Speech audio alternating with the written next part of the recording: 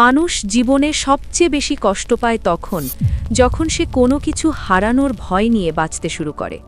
পরিবার, সম্পর্ক, ধন সম্পত্তি এসবের প্রতি টান থাকা স্বাভাবিক, কিন্তু অতিরিক্ত আসক্তি মানুষকে ভেতর থেকে অস্থির করে দেয়। কারণ মানুষ তখন দুনিয়ার জিনিসকে স্থায়ী ভেবে বসে, আর যেটা একদিন হারিয়ে যেতে পারে সেটার উপরই নিজের শান্তি দাঁড় করায়। ধীরে ধীরে ভয়, দুশ্চিন্তা আর অশান্তি তাকে ঘিরে ধরে। তাই জ্ঞান মানুষকে সম্পর্ক ত্যাগ করতে বলে না, আসক্তি ত্যাগ করতে শেখায়। যখন মানুষের মধ্যে বিবেক জাগে তখন সে বুঝতে পারে কোনটা সাময়িক আর কোনটা চিরস্থায়ী। তখন সে দুনিয়ার দায়িত্ব পালন করে, কিন্তু নিজের ভেতরকে দুনিয়ার হাতে ছেড়ে দেয় না। বাইরে সবার সাথে ভালোবাসা নিয়ে থাকে, কিন্তু অন্তরে নিজেকে স্রষ্টার সাথে যুক্ত রাখে।